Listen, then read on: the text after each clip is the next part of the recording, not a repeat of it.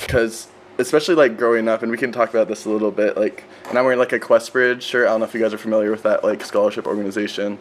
Mm-mm.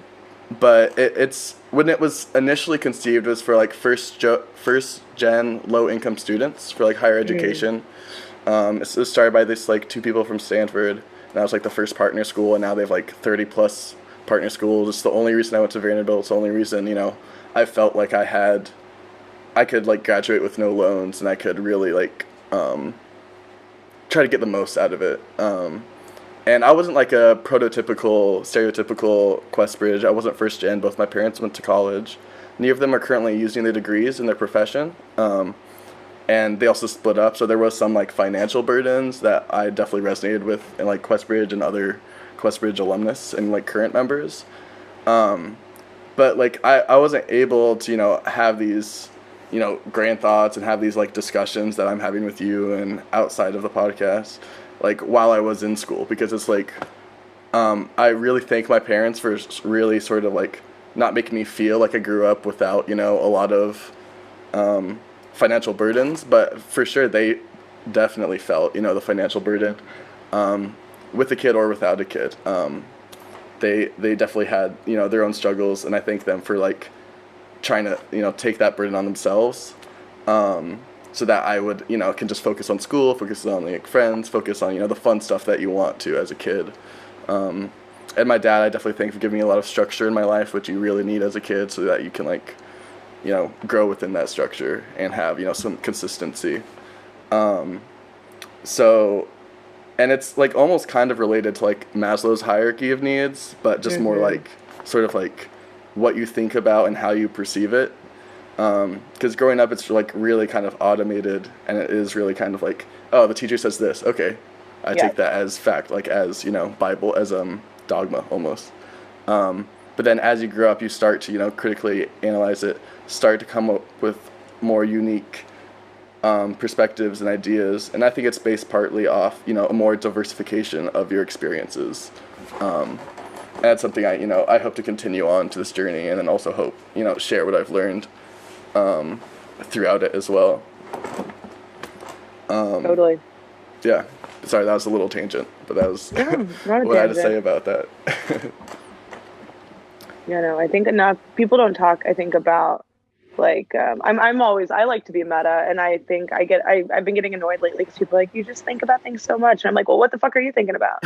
And it's like it's good, you should be thinking about those things, otherwise like who's doing the thinking for you? And like if you want Right. someone else to think for you, that's fine, but I feel like you actually don't in most cases. It Yeah. just takes a lot of time and energy to think critically, but I do think it is a better, like, even I would say for both of us, or all three of us, like doing stuff that makes us happy and like passionate, like I feel like at least in my life people have been like, wow, you're so brave, how did you do it? I could never. Oh my gosh, it's so insane. And it's like you can, but you just have to actually know what you like and what you don't like, and that takes Right. thinking. And then like Hmm. you were saying, like once you kind of know what your passion is and what your purpose is, like those things do come to you, like, but you have to have an idea of what that is. I don't want to be like woo woo, be like manifest it, but like it's, I think you do Right. have to have an idea. Otherwise, then like we were talking about this, a bit, Kai, but like, I said no to things in college. I graduated, Vanderbilt without a job, which is like so fucking sacrilegious, right? Especially as like student body president. But I just like, it didn't feel right. It didn't feel aligned. And Yeah. then like I would have not, if I would have said yes to things that didn't feel right, then I wouldn't have done any of the things that I'm doing now or like have done. And like, Right. yeah, it's scary, but it usually does end up being worth it. Yeah. And that's a lot of stuff that I would talk about too, with like, and a lot of like the mentorship stuff, or even talking to like, Vandy undergrads and stuff. And that's that kind of one of the things I try to talk about too as president. I just was like, do what you want to do. Like, like it's scary. Like I've had so many undergrads or like, student, like people that are like recent alumni, like email me or LinkedIn message me, and they're like, how did you do like all the things that you're doing? And like, I'm so scared. And I'm like, you can do it. Like Yeah. you just have to, but it takes time.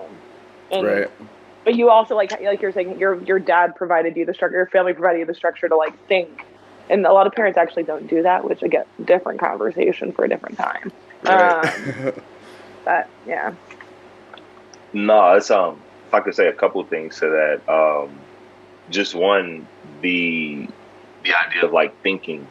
Um, it's funny. So like, I tend to like, this gets me in trouble sometimes. But I tend to like look at the world through like the lens of like basically physics and philosophy, right? And from a physics perspective, when you're thinking, you're putting forth questions, right, to like the universe, questions. But from a like alchemical perspective, it's a quest for ions. And we all know that, like, at least if we have like understanding of chemistry, we know that like the ionizing state is like where the magic happens. That's where shit changes and mixes, and that's where synchronicity happens in terms of the universe. That's how you go from like, you know, it happens like, oh, I'm going to get a new car. And you start seeing the very car that you was thinking about everywhere you go, right? That quest that you put out into the universe has now ionized, you know, the ionosphere, or whatever you want to call it, however you want to look at it, but it basically has conformed to your quest. And I think one of the big issues is a lot of people aren't putting forth a question to the universe. They're just taking shit as fact, as law, right? Like, we can't do this because that, we can't, we shouldn't, we did it. And it's like, did you ever even question it? Because if you did, some kind of answers, like, you know, so like, I think like that's one of the first steps of like into critical thinking is like questioning shit. And that's like, that does take courage. Like, that really takes courage. I'll use like an example for me. You know, I was taking classes at Nashville State. Basically, I was supposed to be transferring to MTSU, music production. I was going to start a business, all this kind of stuff. But then this like fucking vision happened. And it went from like, oh, you're in school for like music production and business to now randomly you're switching your major to like sociology and then like philosophy and then like all these like back and forth. And it got to the point where it's just like, bro, you can't continue doing this. These grades don't carry over for this track. So really you don't have grades. So I ended up leaving with like a 0.6 GPA.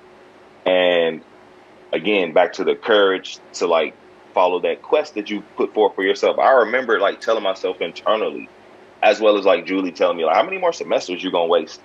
Because I was really just going to school to like take subjects about shit I was curious about. It wasn't even about a major for me anymore. And it was when I told myself like, okay, you're gonna pursue this like full on. You're gonna leave school and all that stuff. You know, parents like wasn't fucking with me for a while. Just like, you what? Like, they all the way in Nigeria like, you what? Like, you know, nah, you ain't doing that. So that whole thing. The other thing that I wanted to touch on was, it was questioning, critical thinking. There was, I forget it. I lost my train of thought. Like, it was another point that I wanted to add to like what you were talking about, but critical thinking will suffice. No, yeah, I appreciate it. Yeah, I remember you mentioning that, and then you also mentioned like past passions, like the passing of ions. You know, you're sharing your, yeah. You're sharing your energy and your, you know. And one thing that like a lot of people talk about too recently, and probably far away, but I'm more knowledgeable of it more recently, is like authenticity and like whatever the noun form of genuine. We'll go with authenticity. But I think that's something that I've really, you know, tried to lean into. And that's another thing that, you know, it's easy to say, but it's a lot harder to practice. And you have to really understand yourself and what you like and what you don't, and like what you gravitate towards, to really be authentic. And it can grow, you know, it can grow as you grow, obviously. And I think that's something, when you meet someone that's like authentic, it's like, it's so effortless. It's like, oh yeah, they're just being them. And I was just about to say, bro, that's actually the easiest thing to do, is just be your fucking self. That should, I think, again, because people are allowing the world to tell them, it's like, bro, come on, man. Be who you are. Like, come as you are. No, yeah, definitely. But again, just really quick, in order to be who you are in a world of people who are faking who they are, that means that the thing that's carrying you has to be something unique to you. Otherwise, you're going to have to conform at some point in order to keep the current flowing, to keep the job, to keep the followers. Right. You know what I mean? Like, so you have to play with the system rules a little bit. Yeah, well, your purpose has to cut through it, because once it does, either you don't need the system or the system needs you. Okay. You found a way to build a product that the government will pay you to figure out how to build it. They'll buy it from you, and it's prototype. Like, you know what I mean? Like, as opposed to like, we're going to do fucking, what's everybody doing now? Clubhouse shit. We're going to do like chats. Yeah, we're going to do stories and stuff. It's like, do something unique to your audience. Like there was some activity that was unique to that platform that now you've like herded it to a whole nother, you know what I mean? Yeah. Oh yeah, I mean you see that in big tech all the time. Everyone's copying someone else's thing. Because they're not authentic. Yeah. It's like, oh, Snap had, a story that disappeared, once a day. It's like, okay, Instagram, okay, I'll start doing that. And then TikTok's like the latest one. Like every social media platform, it seems like, has some sort of like TikTok type functionality. Like YouTube has their Reels, I think they call it. And then Facebook also has like their video watching, which is also a very similar mechanic. Instagram has Reels. YouTube is Shorts. Instagram Reels, but it's just like,